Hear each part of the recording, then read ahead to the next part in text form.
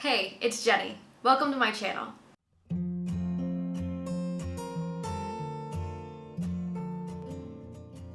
April is Autism Acceptance Month, and so every week this month I am making a video about autism. Today we're going to do a little Q&A with questions provided by you. Let's get started. Question 1. My favorite way to pretend to make eye contact. You either gotta look right between the eyebrows or pick an eyebrow. That's actually a tip that was given to me for actors who have anxiety about auditioning and don't want to look right at the people who are behind the table. But it works for autistic people too. Question 2. Do you have any non-traditional stims or comfort clothes that you use or wear? So I'm really bad with tags. I really need printed on tags or tags that I can very easily completely cut out. Target, American Eagle, and Old Navy are places that I shop a lot, and they have a lot of printed on tags, which is very helpful. Also, I have a lot of vocal stims. Without even noticing, I'll just be like beep boop beep, or like I don't know why. If I make those around you, just ignore them. Question 3, best way to regulate sensory overload. Now this is just what works for me. I don't know if it'll work for you because everyone's autism is different. But for me, lately I've been getting stuck. Which looks like standing in the same spot in the kitchen for an hour because you just cannot get your legs to move. And part of my brain just really beats me up and is like, but you could move 5 minutes ago. Why aren't you moving now? Just move. Are you dumb? And that's bullying, and it's very mean, and it just makes me feel not only like I'm faking, which I'm not, but also it makes me feel like I'm wrong to be having these experiences and these feelings. So I've been getting a lot better, thanks to my therapist, Genevieve, at literally interrupting those thoughts and going, excuse me, this is a real thing that happens to actual people, including myself, and it is happening right now, and it is okay that it's happening right now. Just stand there. It's okay. I'm not in a dangerous situation. I'm not in the middle of a busy street. It's happened before and I was fine. It's happening to you now and it will be fine. Just allow yourself to meet what needs you have in the moment. Another thing, I've never tried this, but I've heard a lot of autistic people talk about it, is if you have the means to do this in whatever situation you're in, get a bowl of like the coldest water possible and dip your face in it really fast. Allegedly, that's supposed to interrupt your panic, your nervous system, and your body is forced to pay attention to the sudden cold, and that breaks whatever sort of panic cycle is happening. So if you try that out, let me know how it works. Question 4, I've already lost count. Do you ever get people talking to you in a baby voice just because you're autistic? No, that has not happened to me. I've also only known I was autistic since August, and also I don't talk to anybody because I'm in my house all the time. So yeah, that's never happened to me, but I often get treated a lot younger than I am by people who don't actually know me because I look like this, and I've heard from a lot of my autistic friends that they also look a lot younger than they are, and that leads to people treating them like they are much younger than they are in real life. Question number whatever it is that we're on. How can I stop ableism? You gonna do it all by yourself? That's awesome. Good for you. I would say, especially if you are not disabled, calling it out when you see it. Because if you are typically abled, then you're more likely to be listened to, and you can advocate for people that maybe would not be listened to in the same situation. So call it out when you see it. Also, when you can, lifting up and raising the voices of actually disabled people to advocate for their own needs. Like, we know what they are. We're ready to tell you what they are. We're ready to tell you what we need. And people either assume what they are, like they just kind of guess, or they go, I guess we'll never know. If only there was a way to find out. And we're just sitting there like, I have a list. So yeah, that's what you can do. Thank you. Question a billion, I don't know.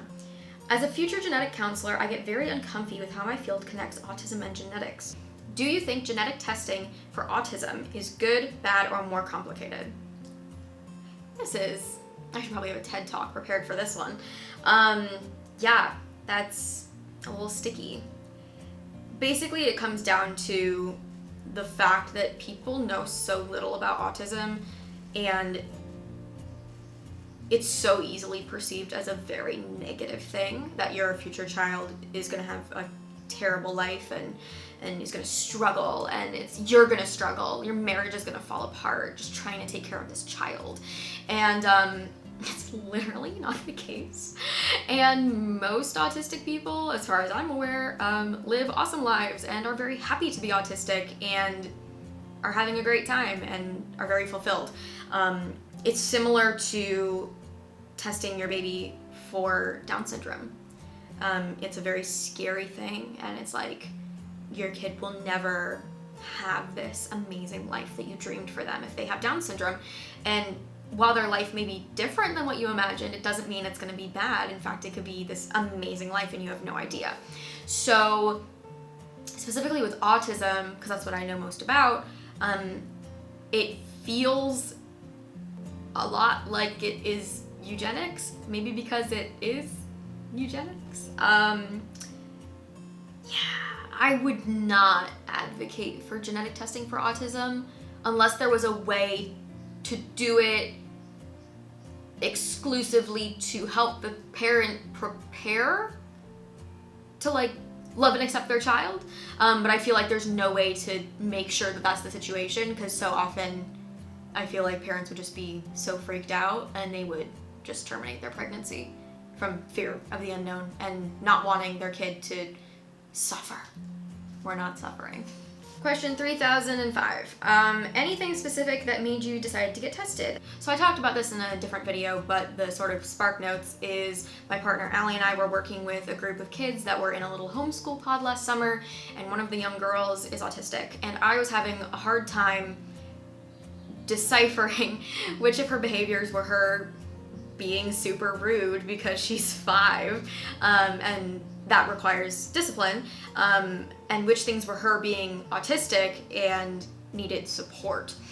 So I just, Googled autism in girls and started reading articles and things, and it was about me. And that's very unnerving when you think that you're the only person whose brain is like this, and you find that there are already articles written of exactly what you've experienced. So yeah, that led me to want to go further into the diagnostic process. Question 53. What would have been avoided had your family known you were autistic as a kid? Honestly, my parents are super supportive regardless, and were chill about me being weird about something.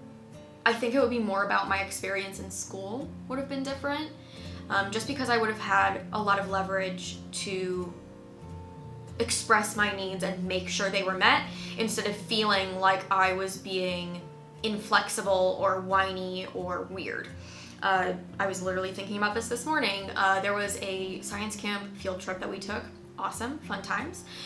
We were forced to take 2-minute showers in freezing cold water, because that's just what they had there, while everyone was in their towels waiting for their turn outside, counting down the seconds until you had to get out.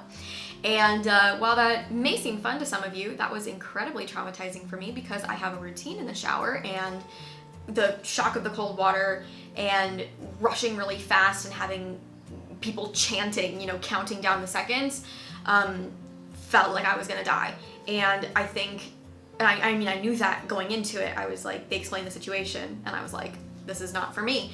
And if I had known that I was autistic and these were my needs and not my preferences, I could have said, this is not going to work for me, and had, maybe a parent or another adult advocate support me and be like, this is not going to work for her. This is actually going to make her melt down in front of the entire class.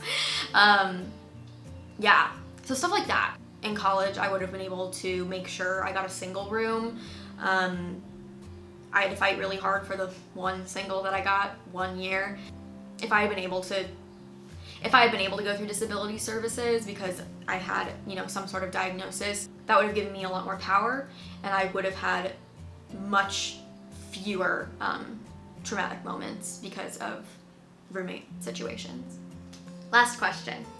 What should parents of autistic girls know? What could I do to best support her? That's a lovely question. I've had a lot of parents of autistic children, especially girls, message me, and I guess what I have to say is just really validate and meet them and love them where they're at on any given day. And even though you probably can't understand what they're feeling or how they're reacting, know that that is correct for them, and just really validate the hell out of it. Be like, you know, you must be feeling really big feelings right now. What would help you, you know, work through this? And as they get older, it's easier to have those conversations. And let them practice advocating for themselves, because as they get older, they will need to. And if they're, you know, in practice and they're good at it, they'll have a higher chance of success. I also saw this TikTok recently where someone had asked, what is the right age to reveal to my child that they have been diagnosed as autistic? My personal opinion is now. Your child knows they are autistic. They just don't have the word for it. And so they replace it with words that they do know, like weird and bizarre and whiny and needy, and it's going to be really negative. They know they're different. And so while it may feel like giving them the autism label is going to have a negative impact on them, and it may be complicated at first, it can only really empower her, and it will help her understand why her brain works the way it works. And she will be better at navigating it as she gets older, if she has as much information as is, you know, appropriate at this time. So I would definitely, if you haven't already, share that with her and help her understand what makes her really awesome. That's all the questions I'm going to answer today. If you have more questions, feel free to leave them in the comments below, and don't forget to hit that subscribe button. All right, that's all for now, and I'll see you soon.